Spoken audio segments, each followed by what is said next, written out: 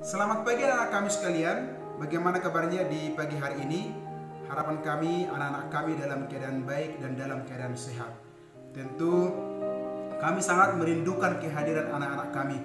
Tapi karena situasi dan kondisi, kita tunda dulu pertemuan kita.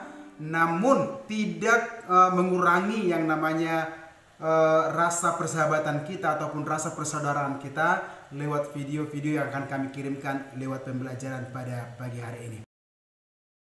Pada pagi hari ini kita akan memulai pembelajaran kita dan kita akan masuk kepada tema yang pertama, yaitu selamatkan makhluk hidup, dengan subtema yang pertama, tumbuhan sahabatku. Nah, pada pagi hari ini kita akan membahas KD 31, yaitu pada muatan pelajaran IPA, di mana dalam KD 31 ini kita berbicara mengenai membandingkan cara perkembangbiakan tumbuhan dengan menyajikan yang namanya karya tentang perkembangbiakan tumbuhan. Anak-anak kami, hari ini kita akan belajar mengenai definisi daripada berkembang biak. Sebenarnya, apa sih definisi daripada berkembang biak? Ayo, siapa yang tahu? Baik, berkembang biak adalah proses terbentuknya suatu individu baru yang sama jenisnya dengan individu yang menghasilkannya. Nah, apa sih tujuan daripada perkembangbiakan ini? Tujuan yang pertama adalah untuk mempertahankan jenisnya supaya tidak mengalami kepunahan, itu yang pertama. Kemudian tujuan yang kedua adalah memperoleh atau memperbanyak tumbuhan baru. Dan tujuan yang ketiga adalah mewariskan sifat daripada induknya. Anak-anak kami sekalian, secara umum perkembangbiakan tumbuhan itu dibagi menjadi dua.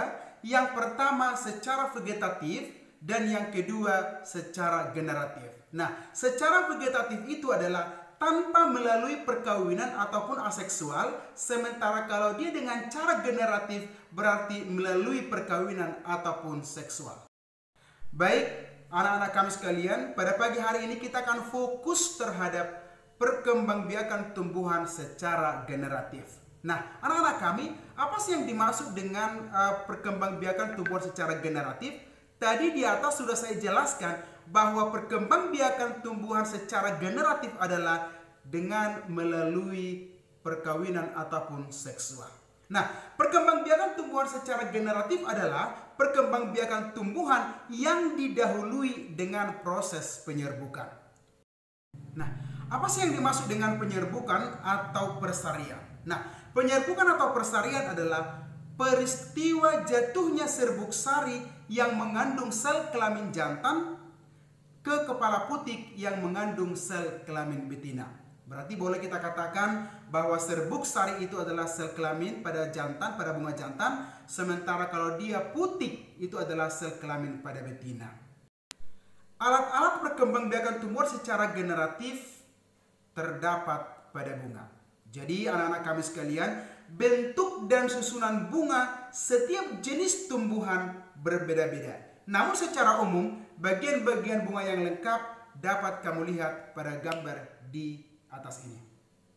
Sekarang mari kita bahas mengenai jenis-jenis daripada penyerbukan.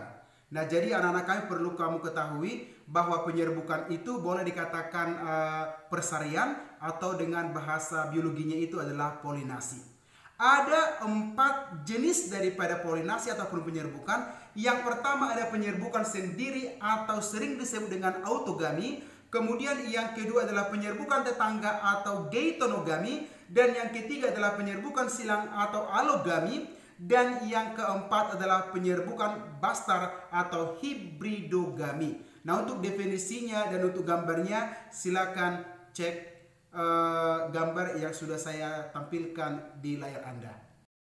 Setelah kita berbincang mengenai yang namanya macam daripada penyerbukan ataupun persarian bahkan polinasi, sekarang kita belajar mengenai dan kita akan membahas mengenai macam-macam perantara penyerbukan ataupun polinasi. Nah, ada 5 macam daripada perantara daripada penyerbukan. Yang pertama dengan angin. Kalau dia dengan angin disebut dengan anemogami. Kemudian yang kedua dengan serangga atau entomogami. Dan yang ketiga ada dengan burung atau ornitogami. Dan yang keempat kelelawar ataupun kireptogami. Dan yang kelima manusia atau antropologi ataupun yang dikatakan dengan antropogami. Nah, untuk contoh-contoh nanti saya akan kirimkan filenya dan saya akan kirimkan video yang jenis-jenis daripada sebenarnya ini tidak masuk ke dalam pembelajaran kita, tapi saya berikan ini karena saya harus tingkatkan pelajaran kita satu tingkat, karena nanti di SMP ketika kamu belajar ini maka kamu akan lebih paham. Oke, God bless. Untuk PR-nya dan untuk latihannya silakan dibuka untuk Google Form-nya. Terima kasih.